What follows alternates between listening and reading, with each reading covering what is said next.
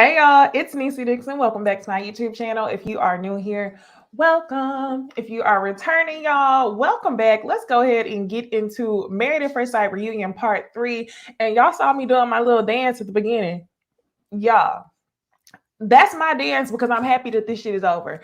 And yes, y'all, I do know that there was a second 2-hour part that they wanted to put us through. They tried to throw 4 hours on us tonight, y'all. The MF and disrespect. Honestly, y'all, this reunion could have been 2 parts. And the where are you now? I mean, I could have took it next week, honestly, because at this point, I'm tired of y'all. I'm tired of y'all Married at First Sight experts. I'm tired of y'all. Okay. Outside of that, I want to say happy Thanksgiving or whatever you want to call this holiday. I hope y'all eat real good tomorrow. I hope y'all spend some time with friends and family. And if you don't, I hope you just find a day to really relax, order you something good to eat, and appreciate the things that you do have. So thank y'all for joining me tonight. I'm not drinking my wine because y'all know I'm on this healthy lifestyle as of now. Y'all know that. Y'all know I'm preparing for a wedding 6 months from now. Okay. Those of y'all who we on friend level, y'all already know what your girl is prepping for. Plus, I got to get on the road early in the morning. So I ain't gonna hold y'all since it's late, but thank y'all who already jumped in. I did see the first 30 minutes of Where Are You Now? And yes, we can confirm that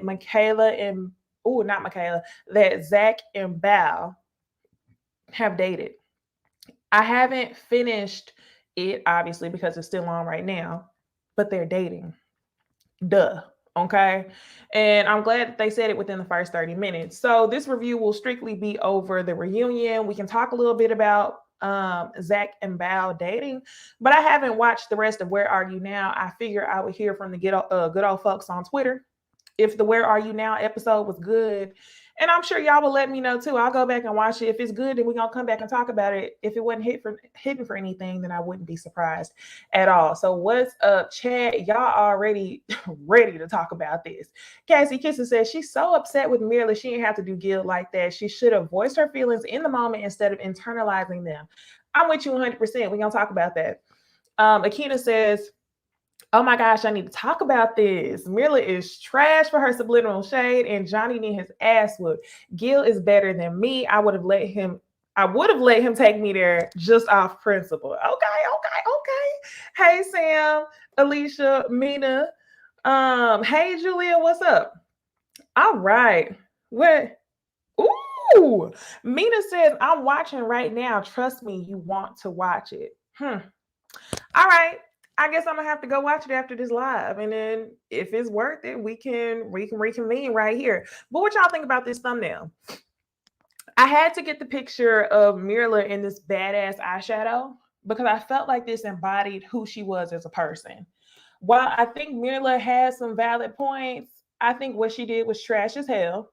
I think what Pastor Cal said was valid AF. And even though Gil had some flaws, I don't think that it was communicated with him. She would eat it up. She would just allow that stuff to happen. I'm like, are you serious? The only thing I wish was different was that you could see Johnny's vein in this thumbnail. And we're going to talk about Johnny, y'all, because low key, I always told y'all I believed that a little bit of what Johnny was saying was true and a little bit of what Bao was saying was true. I think Johnny was telling the truth. And I'm also gonna tell y'all, I think I think that Zach and Bao are actually a pretty well matched couple. Being because they're both full of shit, and also being that they're so calculated, they're so put together, and they're so worried about the court of public opinion. Which is funny because in the end, it ultimately ends up not working in their favor because I'm on here talking about them now. But y'all see how they played in our faces during this reunion. Zach was slumped in his seat the whole reunion. Anytime they joked about people being more than friends, they would only refer to Johnny and Mirla when all of the gossip talk was about Bao and Zach. People have seen Bao and Zach at clubs, like they've hung out more than once. So this little date that they're talking about, yeah. All right. So let's go ahead and get into the order of events. I uploaded brand new pictures right before this, just so we can have a conversation about it. So, y'all, the episode starts out where it left off. I did not do a review for last week. I had a whole lot going on, but we're gonna talk about it from this part forward. Okay, y'all get the gist. Zach is on stage. Remember, if you haven't seen part two, Michaela refused to be on stage with Zach initially, right? She said she just wanted to be heard. She wanted to get her point across. And I think she made the right decision by doing that, because the biggest conflict that came from the two of them was that Michaela told us that on their 1 month anniversary, where they got the hotel room, had dinner, I already told y'all they was knocking boots. It didn't take a rocket science to figure that out. They were hot, cold, hot, cold, hot, cold. Y'all could recreate your wedding night, the only night where y'all really got along, where y'all were friendly, y'all had sex. 1 month anniversary, y'all were friendly, y'all had sex, y'all wanted that old thing back. Michaela told us that, like, it wasn't common damn sense that they had sex. Okay. I could have told y'all every time they had sex, just based off of the chemistry and the tension that we saw between them on screen. Okay. So she reveals that they had sex, but not only that, after they have sex in the hotel room, Zach says, don't tell anybody that happened. Real fuck boyish, right? I mean, that's your wife. But some people do come on this show and they want to be private about their sexual relations. So on the flip side, I could call it for what it is and say that Zach is a fuckboy. On the other side, I could say we could just respect his privacy. Okay. So let me be devil's advocate. So Zach gets on stage. Remember, Michaela told us that Zach told her, if you tell anyone about this, I am going to deny it. I'm going to make you look crazy. And that's exactly what he did. He came on stage, and I really did. I like Kevin Frazier as a host. I really do. It was one thing he did last season that kind of pissed me off, but I honestly can't even remember what it was. But I do like Kevin Frazier. I feel like Kevin Frazier asked him a lot of questions that we wanted to know. You put the pressure on him. You applied the pressure where Zach was saying things that didn't make sense. Zach kept trying to make 2 + 2 = 6. It's like, Zach, we got the footage right here. What are you talking about? So Kevin Frazier says, were y'all intimate on your anniversary night? And he says, hell no. He said, I wasn't kissing her before and I'm not kissing her after. Kissing? So not only is kissing figurative, or do y'all get the vibe that not only are you denying having sexual relations with this woman, you're saying you didn't kiss her at all either? I'm like, boy, we know.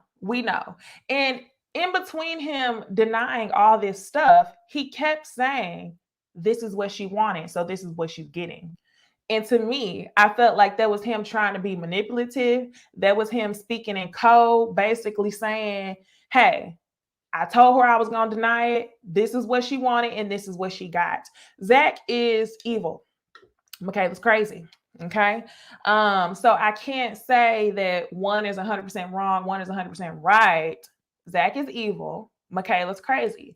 Zach is calculated just as Bao is calculated, just like Johnny said, which is why they might actually.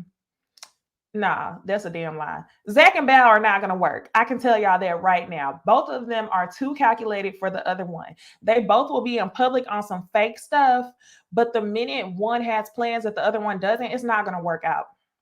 It's not.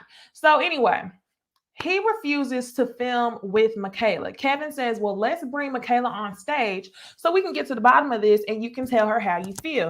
And he says, no, I refuse to film with her. This is childish. This is high school. I'm not going to have another argument with her on camera. So Michaela gets ready to walk out. And I hate when Michaela does this thing. Y'all tell me if I'm the only one that notices it. But whenever Michaela gets ready to start some shit, because she knows she can bring that negative energy, she walks around like this with her hands up, trying to let it be known that she's not a threat. Also giving me the vibe where she's like, it's not me this time, it's him. It's not me this time. It's both of y'all. Okay. It's both of y'all. And that's why I'm so done with y'all's asses. I really didn't even want to see y'all for Where Are They Now Part 2. But since y'all saying it's good, I might have to go catch up on it. So anyway, he says he doesn't want to film with Michaela. Zach, you don't want to film with Michaela because you don't want your lies to be exposed. You came out there to dispute what she said and leave it at that. He also tried to make it seem like he never had any feelings for her. And I'm like, Sir, we saw you cry on multiple occasions to Dr. Pepper. We saw you cry on decision day to the experts talking about you're the most influential woman, you're the best woman that I've known outside of my mother. What? And when they played it back, y'all, he started laughing if you look at it. Yes, Miss Devon. Later on, he did admit that they were intimate, but it took the pressure from Kevin to reveal that. It's like his assignment was to come on stage and dispute everything that Michaela said.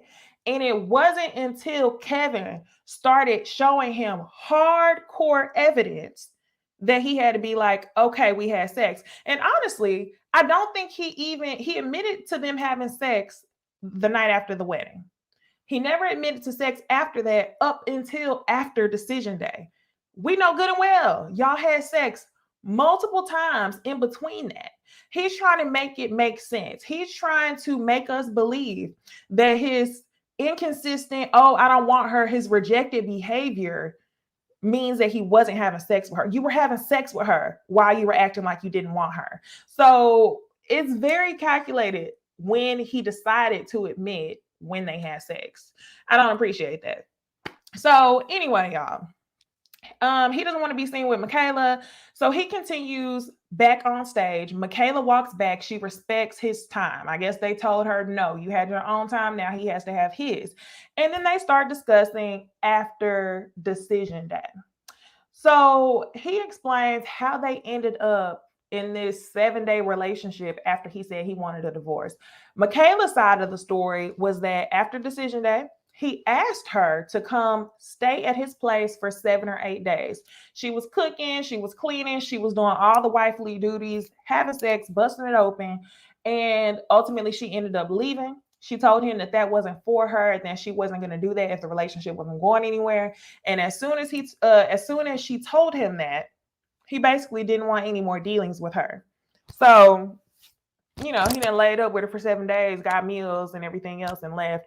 But at the end of the day, I'm like, Michaela, you took your dumb ass over there and did that. Okay. No disrespect, but in the most respectful way. You took your dumb ass over there and decided to cook for this man and clean and have sex with him and act like his wife after he told you he didn't want you. Never let a man tell you he don't want you more than once. You ain't never heard that before, Michaela? So anyway, while Michaela said that, Zach explains his side of the story. He says that after decision day, I guess she was drunk or whatever. I guess they went to go get drinks. They skipped that part or either edited it out. She was drunk. She got upset and ended up physically releasing her anger, like we know. I believe this part. She broke a mirror in her car, and he didn't want to abandon her in that moment. So you're telling me out of all the other moments where Michaela pulled the abandonment card, you didn't grab it. But in this situation, after decision day, when you were thinking with your peen, you decided that it wasn't a good time to abandon her. Bad. Okay. So anyway, she comes to his house because he says he didn't want to abandon her, and they had sex over the course of 4 days, not 7 or 8 days. And Kevin asked him, well, what did you have sex with her for? And he says, well, I felt like I had been rejecting her for so long. Sir, if you don't get out my face with this bull. So I guess he tried to play it off as he was giving her pity sex. Sir, no. You saw benefit in Michaela outside of the craziness. And that's what I need you to address. If Michaela was as crazy, as bad as you made her seem, we need to know what was the benefit you saw. And obviously, the only thing I can think of was sex. Because outside of that, it didn't seem like y'all got along. Y'all could barely have a conversation. Michaela was missing some marbles, like I kept saying repeatedly. So your benefit in still talking to Michaela was sex. Just get to the core. But you don't want to look like an asshole because you're worried about your perception. Okay? So whatever. Kevin called him out on some things. Like I said, called him out about the letter, sitting there crying, you're the most influential outside of my mom. Boy, okay. So Kevin says, if you really want to be cordial with Michaela, if that's what you're saying to me and you respect her, then why can't y'all just sit together? And he just says, no, no, no, no, no, no. That's the end of it. And he basically said that Michaela is lying about everything. In that entire sit down with Zach and Kevin one on one, I felt like Zach was very frantic, even though we try to act like Michaela is the only crazy one. Zach was frantic in the way that he talked. No, because no, I'm not gonna do it. Y'all know he has this little thing about the way he talks. He was very frantic, and I felt like that's because he was lying. I felt like that's because he felt that pressure. He couldn't overtalk Michaela. It was straight up pressure from Kevin. The things you're saying are not making sense, and we have video footage of it right here. You wanted to have sex with Michaela, but you don't want to say that to us because you feel like it's going to make you look more like an ass. But you look like an ass by doing this, okay? So anyway, they're asking him, how long is it going to be before you start dating again? He tells us that he's just focused on him. But based on the Where Are They Now episode, we do know that he was back dating Bao. What I want to know is how much longer after the reunion was this Where Are They Now filmed? I really feel like it was filmed around the same time. I really feel like Zach and Bao were already dating before we got to the reunion. Honestly, if they weren't officially dating, they were definitely building some type of connection / friendship. So for him to say he was focused on him, I'm just like, while you may be dating Bao, you might just be focused on yourself, because I can't put it past Zach for him just to be a fuckboy, honestly. Even if he was to date Bao, he would still be focused on himself, because this personality that I've seen within Zach, I feel like would have been revealed regardless of if he was with Michaela's crazy ass or not. Yes, they are dating, Danielle. Bao and Zach are dating. And recently, if you followed Married at First Sight fan on Instagram, MAFS fan, they have posted pictures in their Instagram stories and on their page where people have seen Bao and Zach out together. So yes, they're still dating. But my point with Zach is Michaela has negative personality traits. I always have to say that as a disclaimer. But the negative traits that we've seen in Zach, I feel like would have been revealed regardless of if he was dating Michaela. It just would have came out in a different way, a different situation. So yeah, yes, they are dating. Now, in the end of this conversation with Kevin Frazier, this is the franticness of it all. This is the inconsistency that I'm saying makes him look crazy. Well, for one, he says he doesn't know about marriage anymore, but he definitely knows kids. But the crazy part that I'm saying is, after you talked about Michaela like a dog, after you sat out there, said you didn't want her, you wasn't kissing her before, you're not kissing her now, after you said she lied about having sex with you, you sat there. You tied up all that bullshit in a pretty bow and you said, Michaela, I just want to say, you looking real nice. If you want to unblock me, we can talk about it through text message. But I just want you to know that I'll always be here for you. You can call me for anything. I'll always be here for you. What? I am confusion. I am confused. Like, what? Clown behavior. Thoroughly confused. You sat there and did all that stuff ultimately to make yourself look like a bad guy and say, I'll be here for you. Unblock me so I can get in them jeans. So yeah, you full of shit. And I'm surprised that Bao, with her intelligent self, who wanted a scholar, Bao wanted a scholar. She doesn't want a guy who likes sports. I'm sure she didn't want a guy who's in a fraternity either. But you're interested in Zach? Girl, Bao was here with the theatrics from the beginning, dare I say.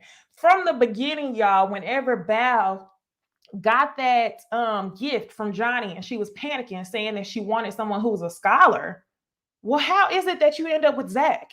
Or is it that you wanted your colleagues and people who watch the show to think that you only fuck with scholars? Girl, okay. Now, we are going to move on to Bao and Johnny.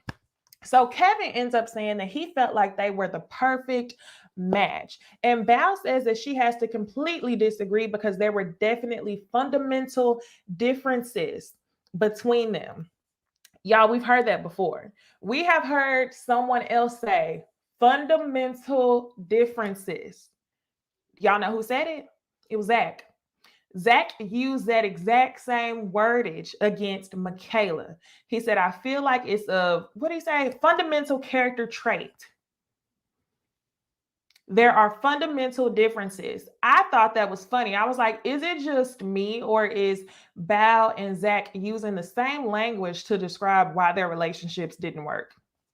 Whatever. So, anyway, next they go and they say, how are you doing?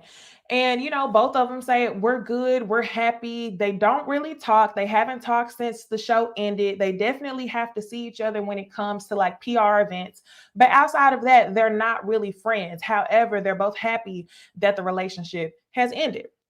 So they go back down memory lane. They show some, memories between the two of them. But the one that really popped out the most was the role play between Johnny and Bao.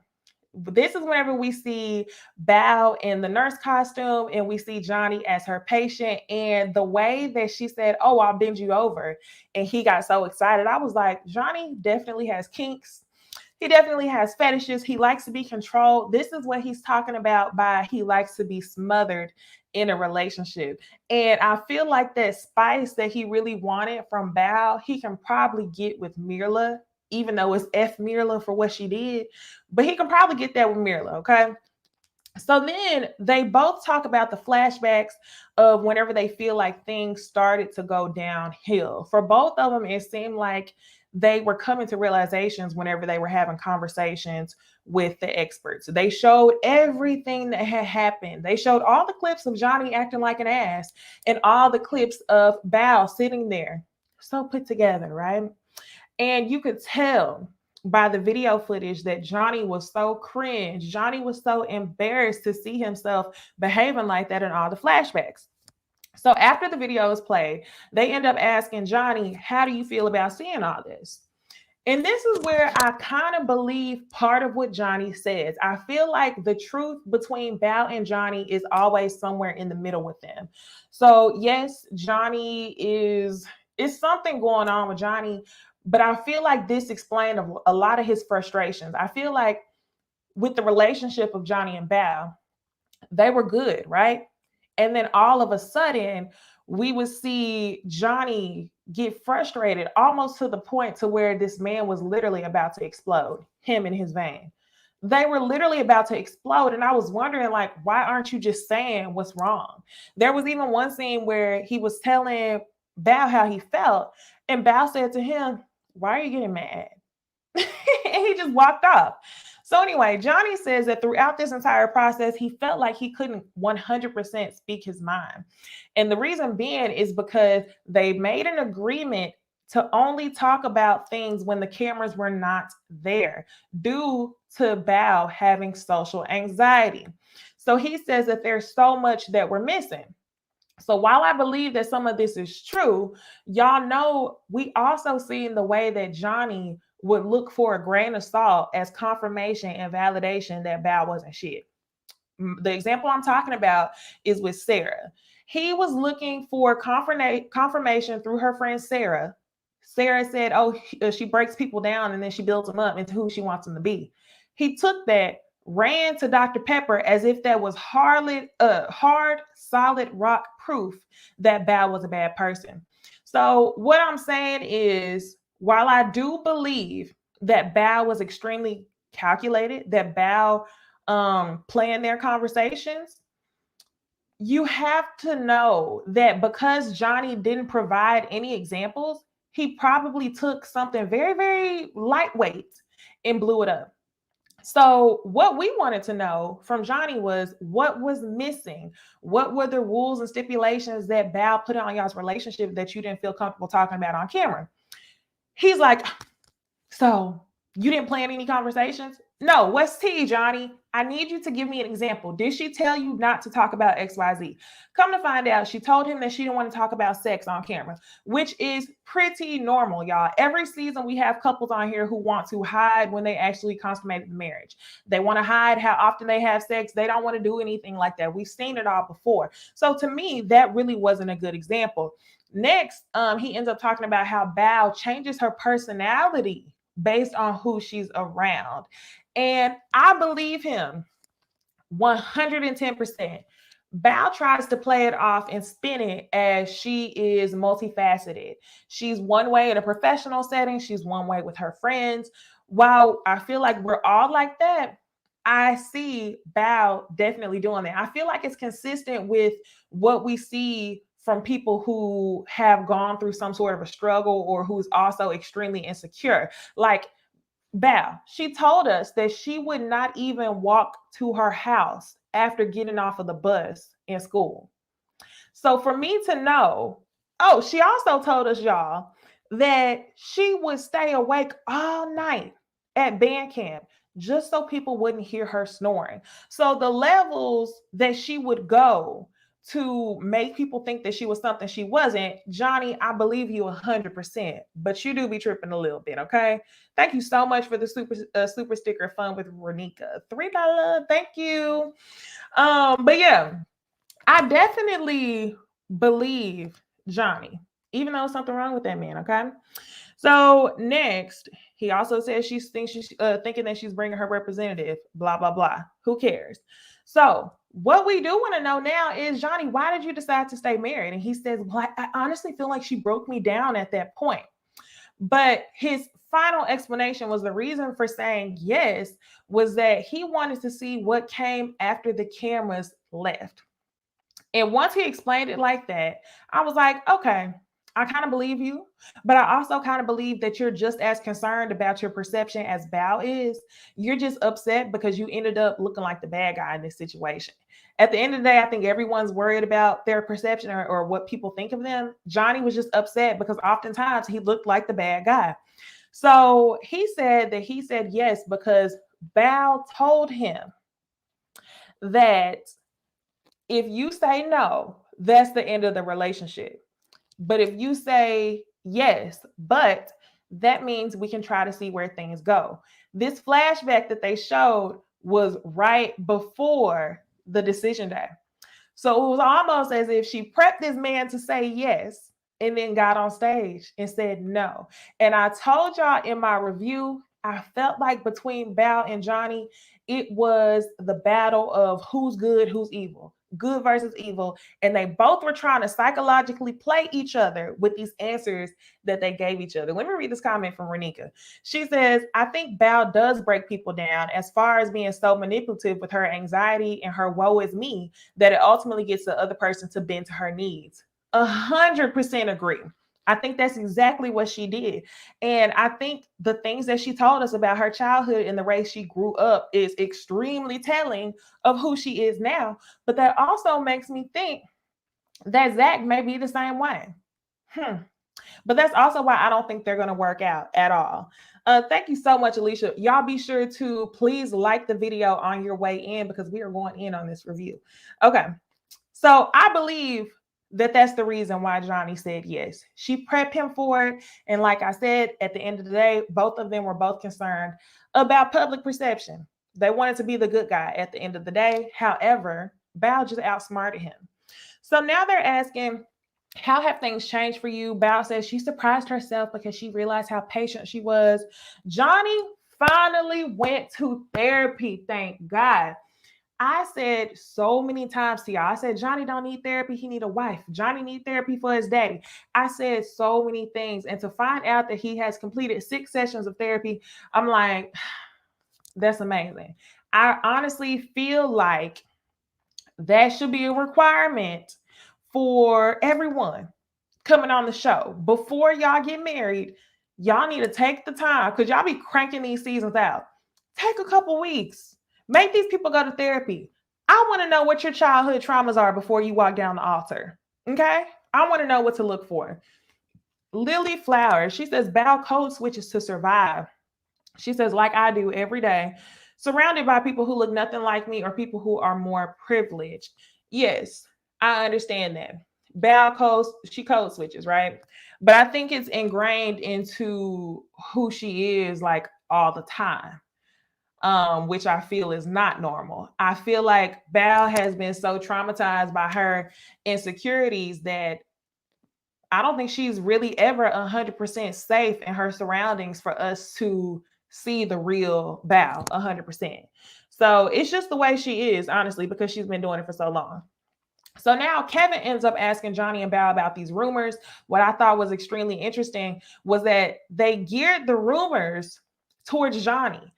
Y'all know good and well the only rumors that people were really talking about at this point was Zach and Bao. So for y'all to play this up, I was like, look at Bao, got her representative up there. Look at Bao acting like she doesn't know anything about any rumors outside of Johnny and Mirla. You and Zach had on y'all's best game face because anything that goes down between you and Zach is going to be calculated. Anything that y'all want us to know is going to come out through y'all. And I'm like, that's what happens whenever two calculated people ends up dating.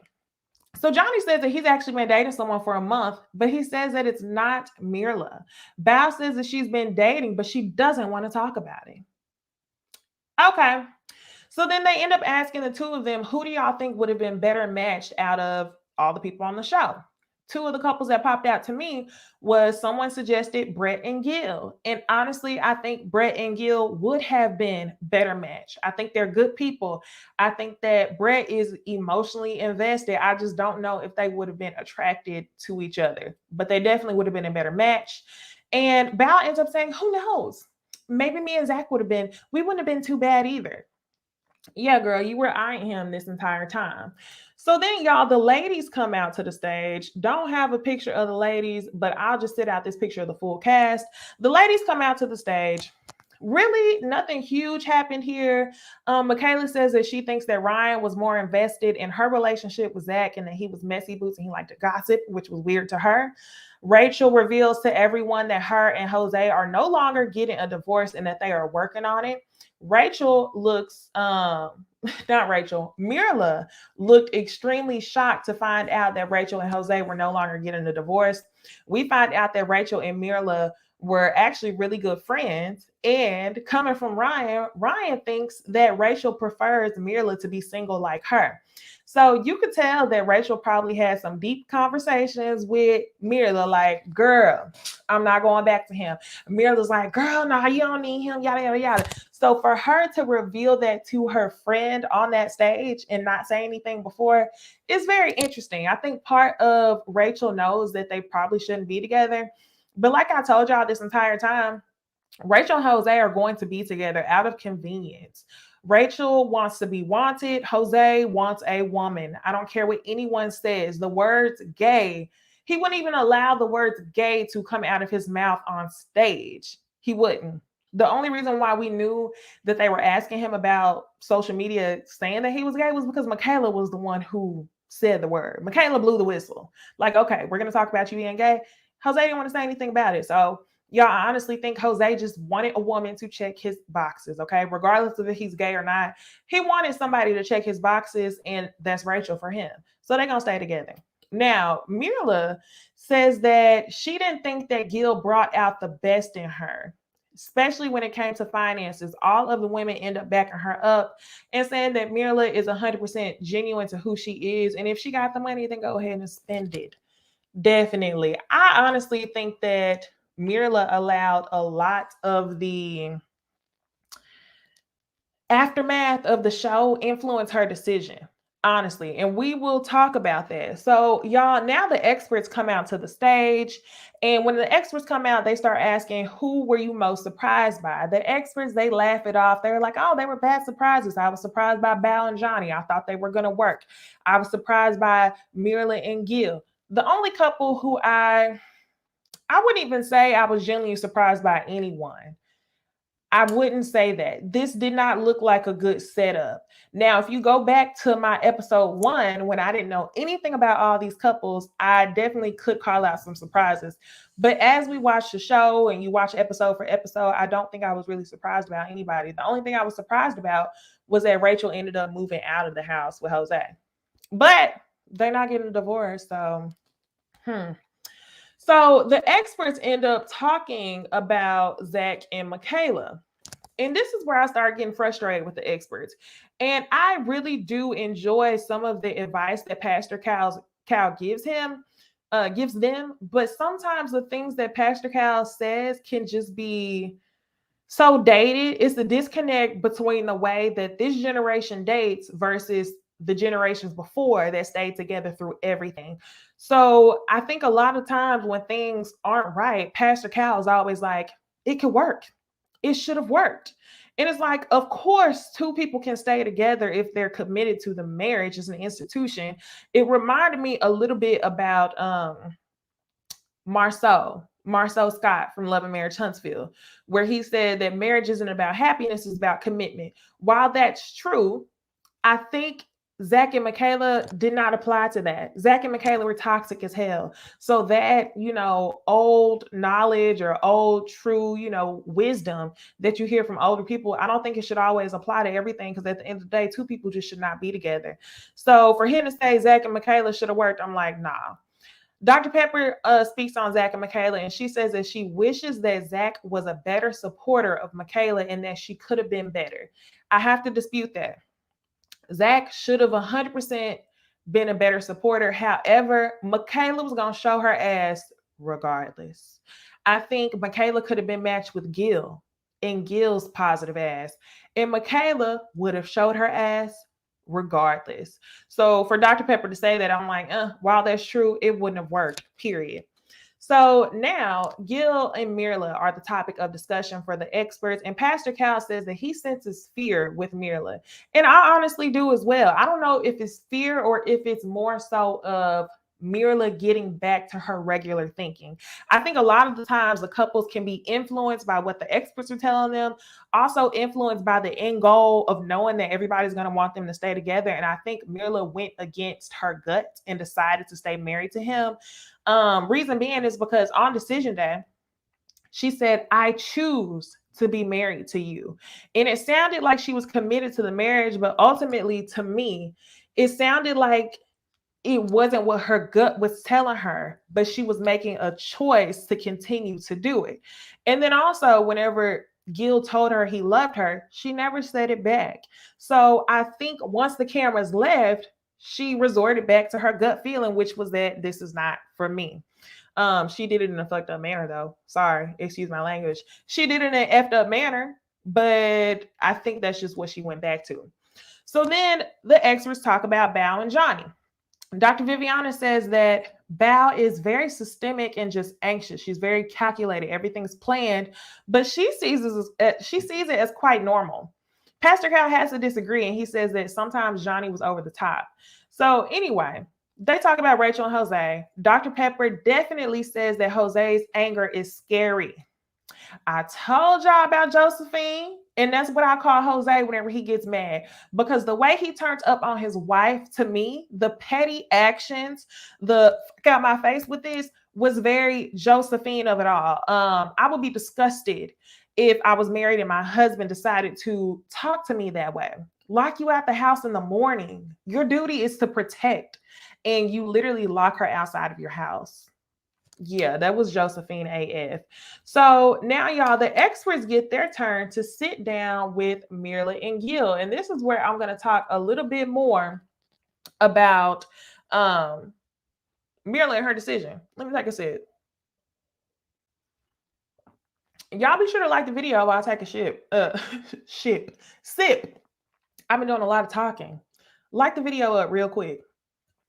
Hey, J-Dub, he has entered the building. All right. So now, y'all, the experts have a discussion with Mirla and Gil, and they show the flashbacks of Mirla crying her eyes out. She's doing very much what Zach was doing, talking about how appreciative she was of Gil, how he makes the bed, he does the little things, he protects her, he opens up the doors.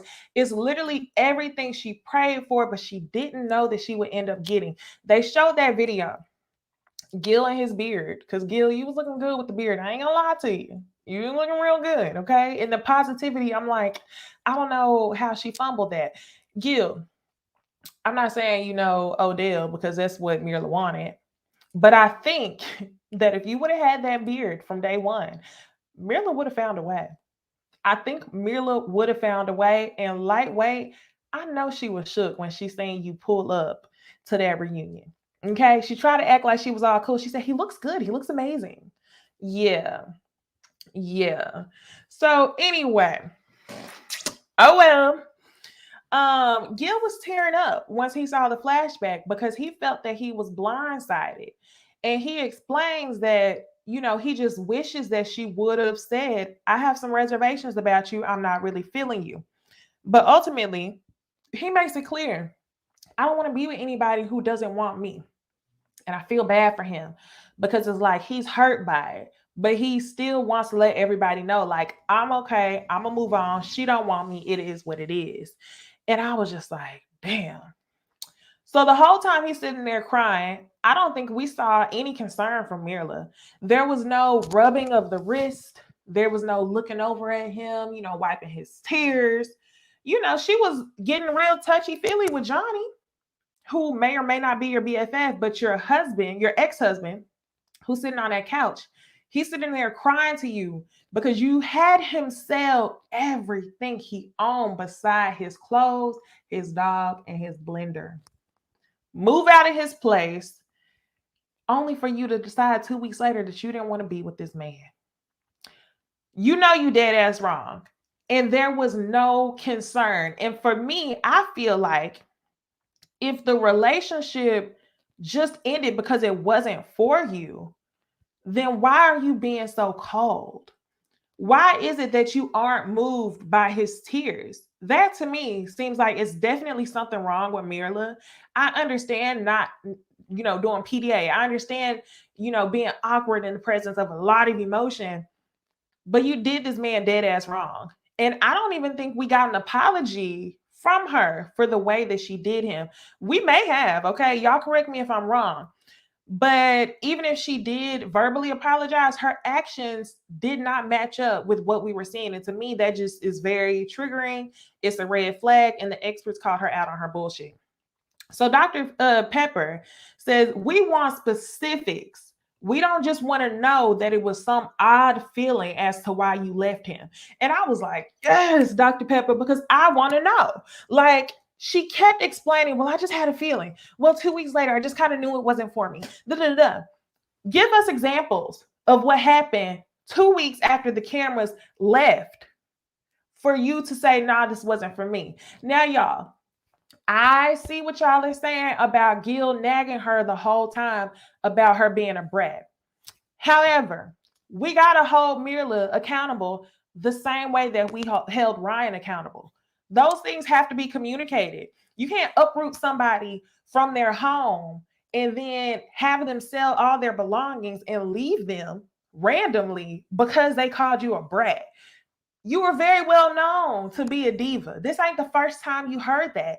And if it was something that triggered you throughout the entire process, you should have explained that before he sold all his stuff. So yes, Gil was projecting his insecurities on you. I hate that while that is true, Mirla was able to use that to reason what she did to him. She was like, yeah, you were projecting your insecurities on me, but why did you do him the way you did, Mirla? Especially if you felt like he was so perfect. And let's not play like up until the end, you were damn near about to fall in love. You were crying, talking about how blessed you were to find this man. So I think we're trying to say that they're even. And in my book, I don't see it as being even at all. I think it's two different scenarios. I don't think Gil knew it was that serious that he was calling her a brat. So I don't think it's fair what she did at all. While Gil was insecure about the financial part of things, I know he was insecure because you came on stage to tell us that you make $100 more than her every 2 weeks, which honestly to me is not that much money. $100 more every 2 weeks is like gas, groceries. Like, it's not that much. But the fact that you came on there to explain that made me feel like you had to let people know that you weren't some broke boy, which is fair. But yes, you were insecure about finances, but that doesn't justify what Mirla decided to do. So in my opinion, what I feel, I feel like Mirla's gut feeling was to not be with this man on decision day. Her gut feeling was that she could not live the lifestyle that he wanted to live. Mirla values lifestyle, which is perfectly fine. I think everybody should have some sort of standard that's not really compromisable. So I think she was just influenced by the entire process. I think that Mirla was influenced by stay together. Marriage is a commitment. I think she was influenced by Rachel and Jose being together, knowing that her and Rachel are so close now. And she decided to say yes. When the cameras left and all the influence left, she went back to her gut feeling. And that's fair. But it just seems very sporadic, and you're making decisions based off of momentary or moments of emotion, just like Pastor Cal said.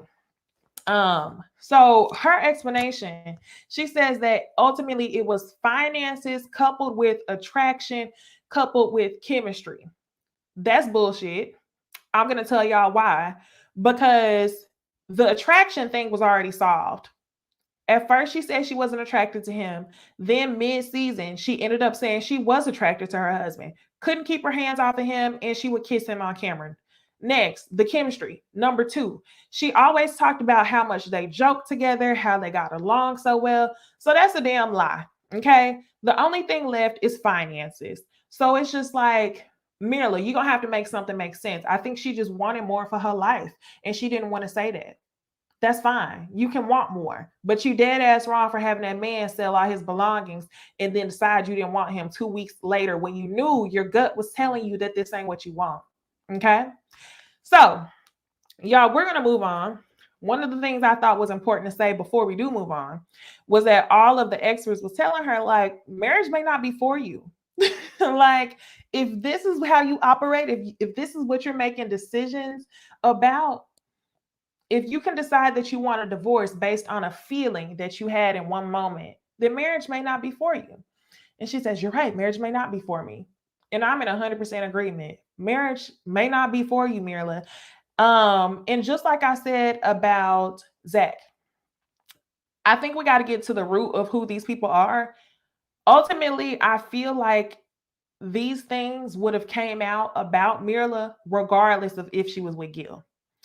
Gil was the nicest man. I think ultimately, if the man didn't have money and didn't treat her the way that Gil did, we would have seen a sporadic decision just like we did in this situation. So I think the fact of the matter is that Mirla needs to find out what's wrong. She needs to find out what the issue is that would make her make a decision so sporadically. On the flip side, I think Gil needs to find out, do you really not want more for your life, or do you want a wife who wants less than you? Fair discussion. So we'll see. So now, y'all, I don't even think I took notes on Ryan and Brett. I don't really care like that. But here's a picture for y'all just to see. They just didn't work out. We found out that Brett was talking to a dude before decision day after she had manipulated us into thinking that Ryan was the only one doing it. That's messed up. Oh, well. So now, y'all, we get to the full cast. I thought it was interesting that they sat Michaela and Bao next to each other. They were rather friendly, though, for what it was. So they start talking about social media. And Bao says that she thinks it's amazing that other people care so much about her showering habits. She then lets us know that she actually showers every day. I guess it was just confusion. It was just confusion that she didn't shower every day. Let me read this comment from Toyomi. She says, what I respect with Gil is that he communicated his concerns, maybe too often and harshly, but he never shied away from communicating. I agree 1,000%. So now, y'all, yeah, Bao says she showers every day. Good for Bao. That's not what it seemed like on TV. You literally said you wanted to shower and lay in your bed sweaty. Maybe that was just an example because Johnny was so uptight on the flip side, but whatever. Then we start talking about Gil and his DMs. Gil says that his DMs are packed, and not only from the men, or not only from the women, but also the men. The men are sending him words of encouragement after what he went through, and he definitely has some super fans on social media. I'm sure you got some more super fans now since you got that beard on your face. So with Jose, what was funny is when Kevin asked the question with Jose, I always felt like Kevin Frazier was a really good host, but Kevin Frazier wasn't being 100%. Like, Kevin words this a specific way. He says, Jose, a lot of the viewers thought that a lot of viewers had questions about what your type was. Jose says, yeah, a lot of people thought I was on the wrong show, but I don't care. This is my wife right here. We love each other, da da da. And I'm just like, are we not going to say what we're talking about? Are we not going to say that a lot of people thought that Jose was gay? And it just is what it is. So if wasn't nobody else going to say it, Michaela was going to say it. Michaela says, yeah, no, I don't get it either, Jose. I don't understand why everybody thinks that my gaydar doesn't go off with you. And I think that in 2021, we should know that gaydars are a myth. Gaydars are not always accurate. So for her to say that, I'm just like, girl, whatever radar you got in your mind is all the way off. I definitely think people had some valid points. And like I told y'all, I feel like Jose came on this show for convenience. It's so weird to me the way that he turned up on his wife that was very feminine, along with some of the friends that we saw of him in the beginning. We also saw Jose code switch. Jose would seem rather feminine when he was by himself. And then when you got him with the dudes, he was talking down here. He was chilling like this. His mannerism was a little bit different. And then when he got mad at his wife, it would be like, then go. Fuck it. Da-da-da. So I think people had good reason to question. But what I thought was interesting was that even though everybody knew that people were questioning Jose's sexual preferences, Jose never even wanted to say what it was we were talking about. So I'm like, why can't you just say the word gay? You don't want to, is it real once you say it? I don't know. Okay. So next, y'all, we start talking about the friendships that they've made as a cast. We find out that Mirla and Johnny went to Cancun, but they didn't go to Cancun together, supposedly. The picture definitely looked like they were together. Mirla had her hand on his shoulder, one hand on his chest, like it was homecoming 2001, with a drink in her hand. And I'm just like, okay, bet. Y'all didn't go to Cancun together? Okay, bet. So Mirla says that she was there with a coworker for her birthday while Johnny was there for like a wedding or something like that. And they just ended up showing up and hanging out. So, all right. So then the people want to know, are y'all just BFFs? Like I said in my video, did Mirla secure a bag with Johnny in his vein? And honestly, y'all, I think they did. Okay. Only time will tell. I told y'all I haven't watched the Where Are They Now episode yet, but I hope that Mirla and Johnny come out and say what it is, because the way she was running her hands down his fingers, I was up down his wrist. She is securing a bag with Johnny. She notices the lifestyle that Johnny lives. Johnny has a little bit more coinage. She saw the Tesla that he pulled up in. Yes, Johnny is paid. Johnny works in some sort of like technology type thing. Like Johnny has money. Okay, more money than Mirla if we found out that Mirla makes the same amount of money as a firefighter. And Mina, I am going to watch it. Mina keeps saying, please watch it. Y'all, if Where Are They Now is really good, I might do like a quick little 20-minute video that'll come out on Friday so we can talk about it. But anyway, they say, are y'all just best friends or what? And Mirla says, yes, we're besties. So while she's saying yes, we're seeing conflicting answers from Johnny and Mirla. Mirla saying, yes, we're besties. And Johnny says, that lets us know Johnny is not trying to friend zone this. Johnny is open to the possibility that they could be more if they haven't already been more. So I'm like, okay, I need to find out what's going on. I guess we'll find out. No comment from Gil. Okay. So now, y'all, we finally talk about the mess that is Hurricane K. They showed the flashback. And in my Jamie That's Me voice, I have to say, embarrassing. That was embarrassing as hell, Michaela. They showed you showing your ass. They showed you flipping stuff over. Everybody had to watch it all together. Girl, we heard that Johnny has gone through 6 sessions of therapy. Where's yours? Maybe in the Where Are They Now episode, she'll tell us that she went to therapy. But Michaela, I'm going to need you checked in ASAP, because that was embarrassing. Nothing was funny about it after the fact. If I did laugh, it's because I was laughing at your ass, because it was embarrassing for you to have to sit there and watch in front of everyone.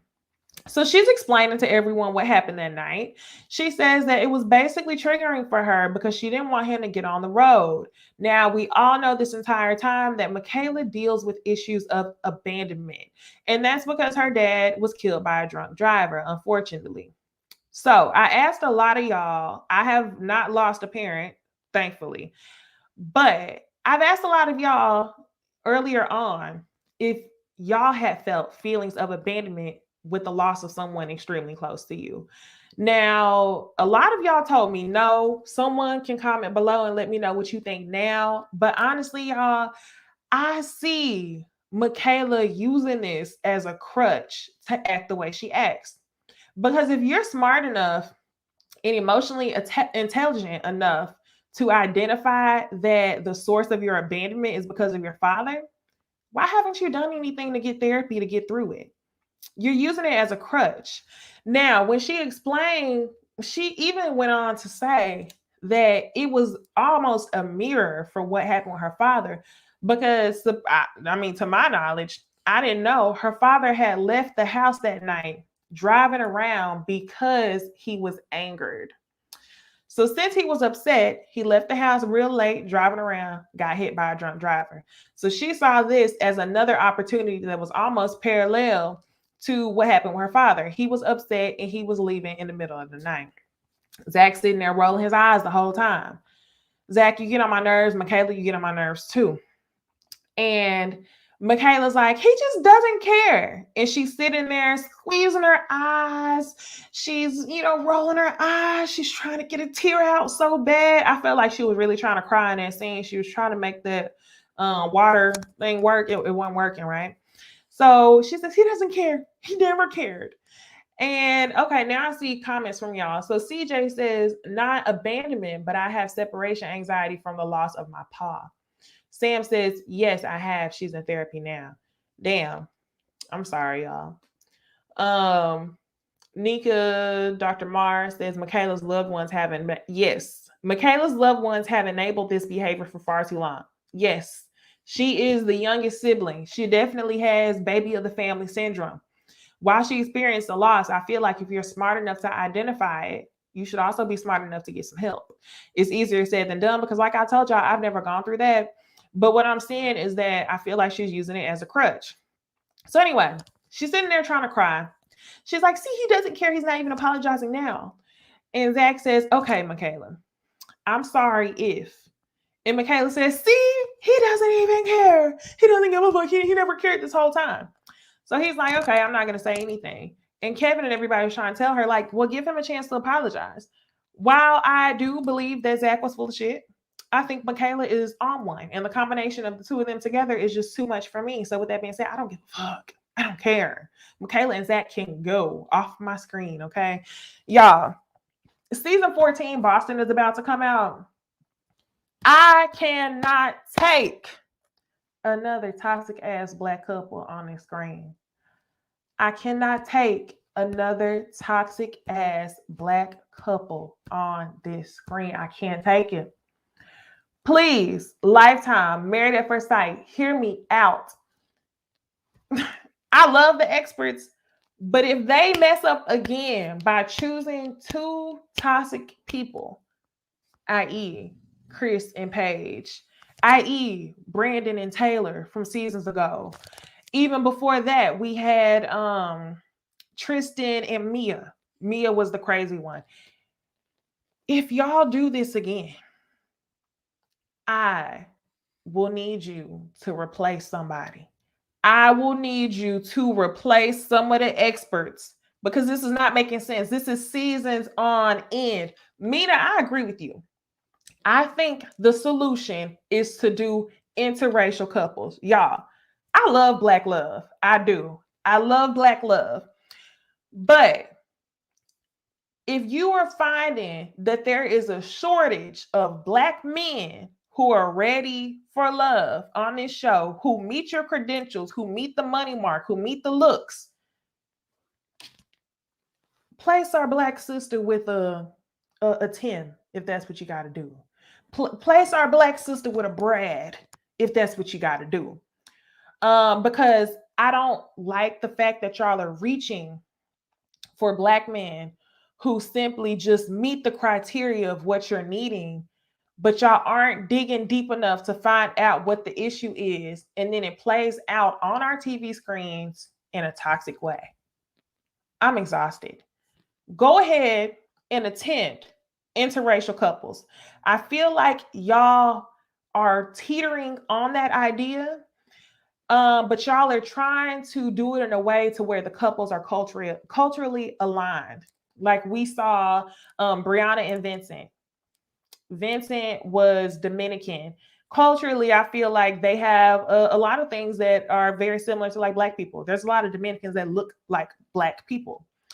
So I saw y'all do that there. Seasons ago, when y'all was in Dallas, y'all put Tristan and Mia together. Mia was Black, basically. She was just a mixed Black girl. And then we also saw Mirla and Gil, but culturally, they were the same.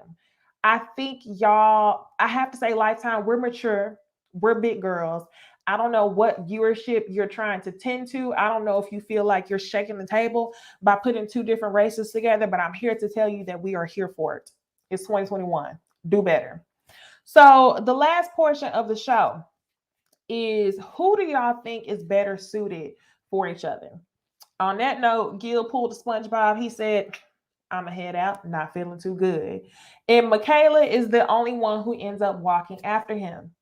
As Gil ends up walking away, damn near in tears, we see Devil in the red dress, black boots, and bad eyeshadow sitting there smiling. Not only is she smiling, she's rubbing her hands down Johnny's arm. She's laughing like this is a joke, like, oh, we hurt his feelings. Okay. So Johnny says, I guess he doesn't like that. I guess he doesn't want to hear about that. And Rachel says, Johnny, back off. Like, you need to stop for real. So Michaela walks in, she's talking to Gil, and Gil's like, I've been positive this whole time. I've been emitting all this optimism, and, I'm not in a space to where I can still be positive. And for that reason, I'm ready to go home. Like, I'm done. And Michaela's not really saying much. Val looks confused whenever Michaela walks off. And I think Bao intentionally looked confused because at that moment in time, you knew that Michaela could have been off her ringer. And you also knew that Michaela could have exposed your ass and Zach's ass, which is why you look confused and why you looked at Zach, because you and Zach are both fake, phony, and worried about public perception. So I picked up on all that, all the facial expressions they were sure to show. Gil was tapped out. He said he was done. Michaela said she was done. And I wish they would have came back to the stage because I really want to know what Michaela thinks about Bao and Zach being together. I do. I think that Bao and Zach are extremely calculated, and they decided not to talk about it. So they got to skate free, and we only talked about Johnny and Mirla. So they end up showing flashbacks of everything that happened this season. Everybody's getting along, and they're happy, and yada, yada, yada. And that's the end of it, y'all. So y'all be sure to like the video up. Like I said, y'all, I will go ahead and finish watching Where Are They Now. If I find that the episode is really good and it's something for us to talk about, then I might just come on here for a quick Black Friday live, okay? I hope y'all enjoyed this video. Be sure to like, comment, subscribe, all that good stuff. Follow me on Instagram and Twitter, and I will see y'all in the next video.